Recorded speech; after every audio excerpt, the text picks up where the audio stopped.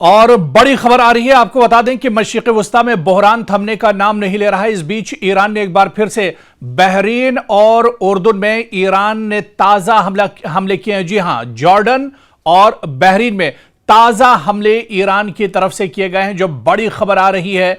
और आपको बता दें कि इस हमले में अमरीकी जो मफादात हैं, अमरीका की जो तंसीबात हैं, जो उसका इंफ्रास्ट्रक्चर है, उसे एक बार फिर से टारगेट किया गया है। तो मशरिक़ वस्ता एक बार फिर जंग के दहाने पर खड़ा है। ईरान और अमेरिका के दरमियान बढ़ती हुई कशीदगी अब सिर्फ बराह रास्त धमकियों तक महदूद नहीं रही, बल्कि मैदान जंग में एक नई हिकमत अमली अब सामने आ रही है। ईरान अब इजराइल पर मुसलसल हमलों के साथ साथ ईरानी फौजी अड्डों को भी निशाना बना रहा है।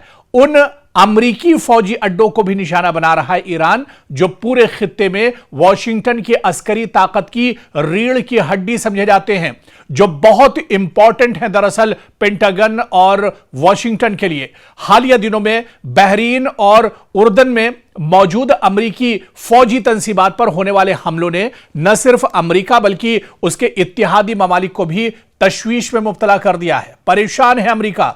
डोनाल्ड ट्रंप अब परेशानी के शिकार हो गए हैं। सवाल यह है कि आखिर इन अड्डों की अहमियत क्या है? आखिर इस तरह के हमले ईरान इन्हीं कुछ ममालिक पर क्यों कर रहा है? सवाल यह भी उठ रहा है कि ईरान इन ममालिक को क्यों टारगेट कर रहा है?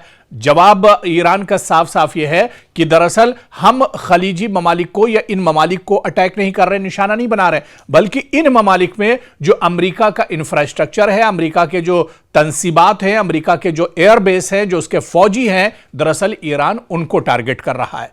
ईरान ने साफ कर दिया है कि वो आखिर इन ममालिक को निशाना मशरिक़ वस्ता में क्यों बना रहा है।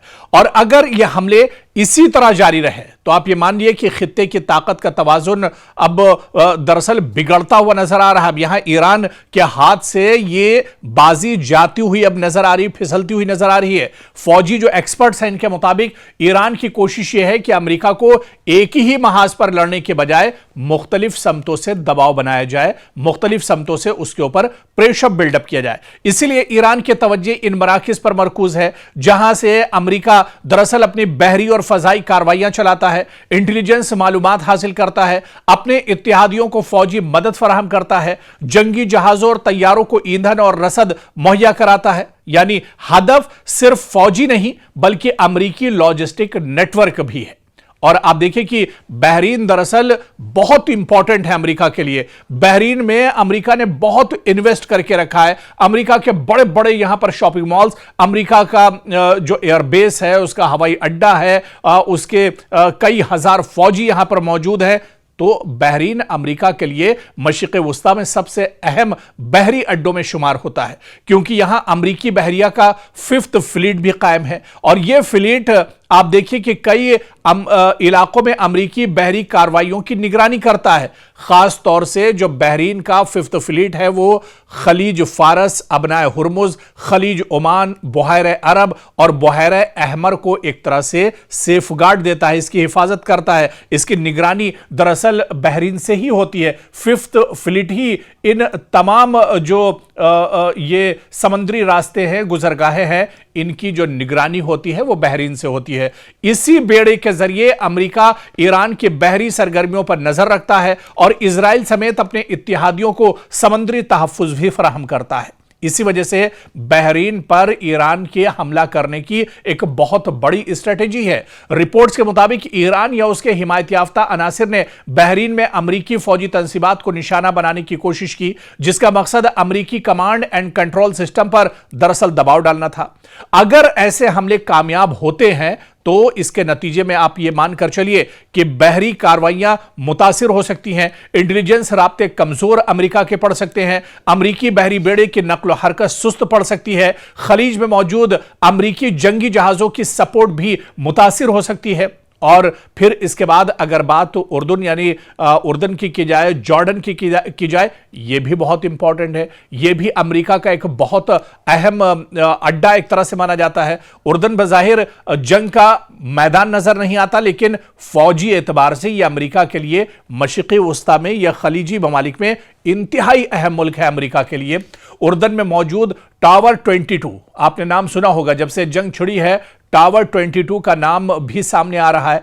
उर्दन में मौजूद अमरीकी टावर 22 अमरीकी फौज का एक बहुत अहम अड्डा है, जहां से सीरिया यानी शाम, इराक और उर्दन की सरहदी पट्टी के करीब वाक़े है और यह अड्डा कई अहम जिम्मेदारियां अंजाम देता है। शाम और इराक में अमरीकी कार्रवाइयों की निगरानी करता है, यानी फजाई निगरानी, air surveillance, intelligence operations, drone missions और इजराइल के दिफाई निजाम की भी यह पूरी तरह से मदद करता है। रिपोर्ट्स के मुताबिक अब ईरान दरअसल इसी टावर 22 पर अटैक कर रहा है और इस पर एक तरह से टारगेट इसे ईरान ने बनाया हुआ है। हालिया हमलों में इस अड्डे के बाद लॉजिस्टिक मराकज और निगरानी के निजाम को नुकसान ईरान ने पहुंचाया है, जबकि मुतअद्दिद अमरीकी एहलकार जख्मी होने की इत्तलात भी सामने आई है।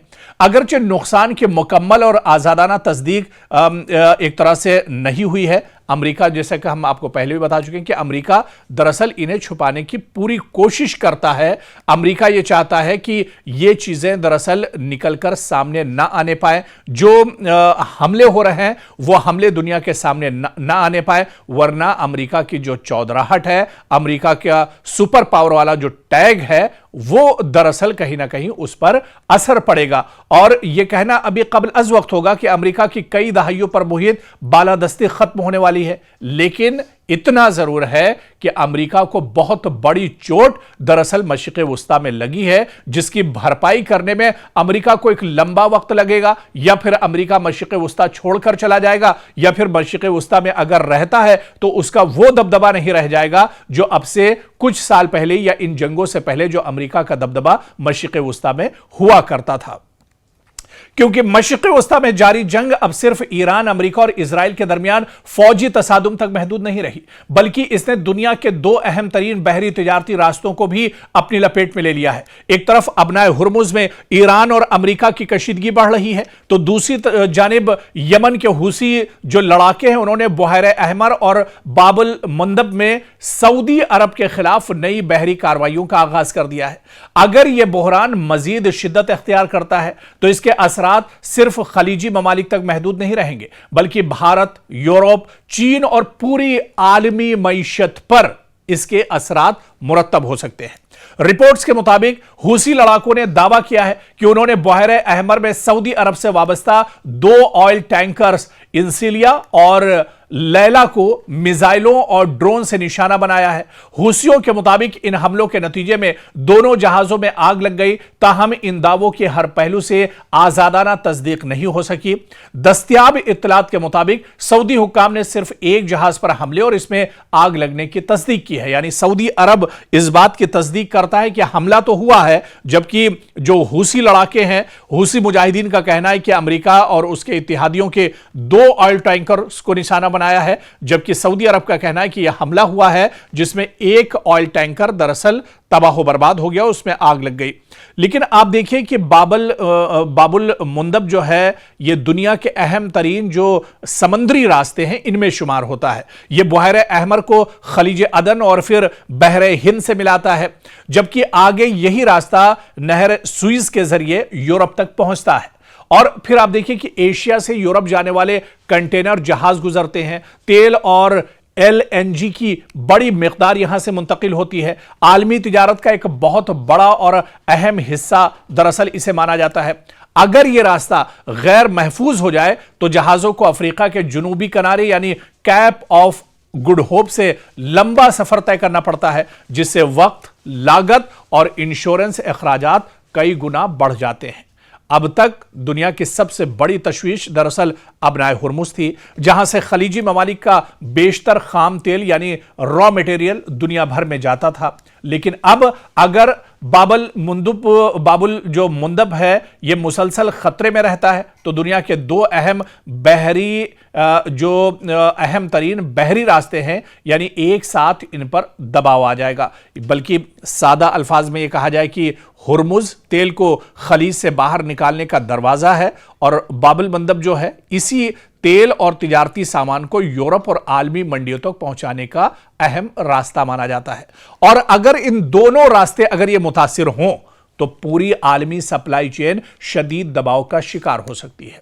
अब आप देखिए कि हूसी लड़ाकों का जो कदम है वो आखिर उन्होंने क्यों उठाया, क्योंकि हूसी तंजीम का कहना है कि यह कार्रवाई अचानक नहीं बल्कि बरसों से जारी इक्तिसादी और बहरी पाबंदियों का रद्द-ए-अमल यानी रिएक्शन है। और इनके मुताबिक हुदैदा बंदरगाह पर मामूल की तिजारती सरगर्मियां बहाल नहीं हो सकी, यमन के वसाइल से हासिल होने वाली आमदनी इनके जेरे इंतजाम इलाकों तक नहीं पहुंची। इसी के दबाव के जवाब में उन्होंने समंदरी महाज खोलने का फैसला किया है, यानी आलमी मईशत पर इसका सीधा सीधा असर पड़ता नजर आ रहा है।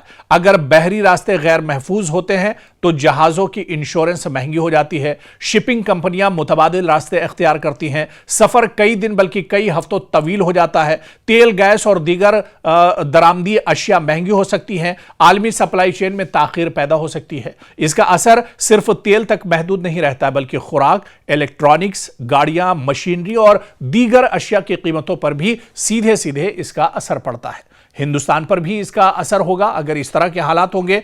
पिछली बार जब मुश्तरका हमला किया था अमेरिका और इजराइल ने ईरान के ऊपर और उस वक्त अबनाए हुर्मुज का रास्ता बंद हुआ था, तब आप देखिए कि किस तरह से ऑयल गैस की किल्लत भारत में हुई थी। तो भारत पर भी इसका असर होगा क्योंकि भारत अपनी तवानाई की जरूरियात का बड़ा हिस्सा खलीजी ममालिक से हासिल करता है। अगर हुर्मुज में कशीदगी बढ़ी या बाब अल मंदब में बहरी नकलो हमल मुतासिर हुई तो भारत को महंगा खाम तेल खरीदना पड़ सकता है, शिपिंग लागत में इजाफा बर्दाश्त करना होगा, दरामदात और बरामदात महंगी हो सकती हैं, महंगाई और सनती लागत में इजाफा हो सकता है। और आप देखिए कि इसी वजह से इन दिनों जैसे जैसे ये जंग आगे बढ़ रही है, मशरिक़ वुस्ता में हलचल जैसे जैसे बढ़ रही है, ईरान जैसे जैसे पूरे खलीजी ममालिक को टारगेट कर रहा है, तो अमेरिका और यूरोप दरअसल परेशान है। अमेरिका पहले ही हुर्मुज और बहरे अहमर दोनों में अपनी बहरी मौजूदगी बरकरार रखे हुए है। अगर एक ही वक्त में ईरान के साथ कशीदगी बरकरार रही और हूसियों के हमले भी अगर बढ़ गए तो अमेरिकी बहरिया पर गैर मामूली दबाव पड़ सकता है। इधर यूरोप के लिए भी खतरा कम नहीं है क्योंकि नहर सुइज के जरिए एशिया और यूरोप के दरमियान होने वाली तिजारत बाब अल मंदब पर मुनहसिर है। अगर यह रास्ता मुतासिर होता है तो फिर यूरोप को सप्लाई चेन में रुकावट, तवानाई के बहरान और महंगाई का सामना एक तरह से करना पड़ सकता है। यानी एक तरह से जो परेशानियां हैं वो पूरी दुनिया के लिए बढ़ सकती हैं और यह कहा जाए कि इस जंग का जो असर है वो सिर्फ मशरिक़ वुस्ता तक, खलीजी ममालिक तक या ईरान, इजराइल और अमेरिका तक महदूद नहीं है, बल्कि अब इस जंग का असर जो चीजें हमने आपको डिटेल में बताई, चाहे वो अबनाए हुर्मुज की इंपॉर्टेंस हो, चाहे वो बाब अल मंदब की इंपॉर्टेंस हो, बहरे अहमर की अहमियत हो, इन सब को मिलाकर आप देखिए कि अब ये जंग, इस जंग का असर दरअसल पूरी दुनिया पर पड़ता हुआ नजर आ रहा है और पूरी दुनिया अब दरअसल परेशान है। और शायद यही वजह है कि आप देखिए कि अमेरिकी सदर डोनाल्ड ट्रंप ने अपना डर भी जाहिर किया है। अब वो खुद इस जंग को, जैसे जैसे जंग लंबी होती जा रही है, तवील होती जा रही है, बढ़ते जा रहे हैं, इसमें इसके दिन गुजरते जा रहे हैं, अमेरिकी सदर डोनाल्ड ट्रंप की सांसें फूल रही हैं। डोनाल्ड ट्रंप ये खुद जानते हैं कि आने वाले दिनों अमेरिका में इंतखाबात होने वाले हैं, इजराइल में भी इंतखाबात होने वाले हैं और अगर ये जंग चलती रही तो इस जंग का अपोजिशन फायदा उठाएगा। इस जंग का असर सीधे सीधे आने वाले इंतखाबात में साफ तौर पर देखने को मिलेगा क्योंकि डोनाल्ड ट्रंप न सिर्फ इस वक्त ईरान से लड़ रहे हैं बल्कि अमेरिका में खुद से अपोजिशन उनके सामने खड़ा है। पार्लियामेंट की एक बड़ी तादाद अरकान पार्लियामेंट उनके खिलाफ है। इसके अलावा अमेरिकी आवाम खुद अब सड़कों पर उतर रही है और डोनाल्ड ट्रंप के खिलाफ अब आवाज उठाई जा रही है। तो डोनाल्ड ट्रंप दरअसल इस जंग में बहुत बुरी तरह से फंस गए हैं। और इस जंग की जो सबसे दिलचस्प बात है, जो पहलू है, वो दरअसल यह है कि इस जंग से अमेरिका का कोई लेना देना नहीं था। यह मशरिक़ वुस्ता में यह जंग दरअसल इजराइल ने अपने से शुरुआत की थी, ईरान पर अचानक हमला किया था और उसमें इजराइल ने अमेरिका से मदद मांगी थी। लेकिन अब यही जंग सीधे सीधे ईरान के सर पर पड़ गई है। इसी वजह से आप देखिए कि कई बार नेतन्याहू को डोनाल्ड ट्रंप दरअसल फटकार लगा चुके हैं, कई बार उन पर नाराज हो चुके हैं, लेकिन क्योंकि अब कुर्बत इतनी ज्यादा है या ये दोनों मुल्क दरअसल ईरान से इनकी दुश्मनी है, तो दरअसल दोनों की मजबूरी एक दूसरे के साथ रहना है, एक दूसरे का साथ देना है। ऐसे में डोनाल्ड ट्रंप और नेतन्याहू या यूं कहें कि इजराइल और अमेरिका एक साथ ईरान के साथ लड़ रहे हैं। नहीं तो जो हालात अब बने हैं, जिस तरह से अमेरिका इस जंग में फंसा हुआ है, इसके लिए अमेरिका दरअसल दबे ही अल्फाज में सही लेकिन इजराइल को जिम्मेदार एक तरह से ठहरा रहा है। लेकिन सबसे अहम सवाल फिर वही कि जिस चीज के लिए जंग शुरू हुई थी, क्या वो मकसद अमेरिका ने हासिल किया? क्या ईरान का जो न्यूक्लियर पावर है, जो एटमी ताकत है, जो यूरेनियम की अफजूदगी की जो बात थी, क्या उसमें से कोई एक चीज इतने महीनों में जो जंग चल रही है, क्या उसमें इजराइल और अमेरिका हासिल कर पाए हैं? बस ये कि जो मासूम है उनका कत्लेआम हो रहा है, जो इंफ्रास्ट्रक्चर है आम लोगों के जो काम आता है ईरान के अंदर, उस पर लगातार हमले किए जा रहे हैं।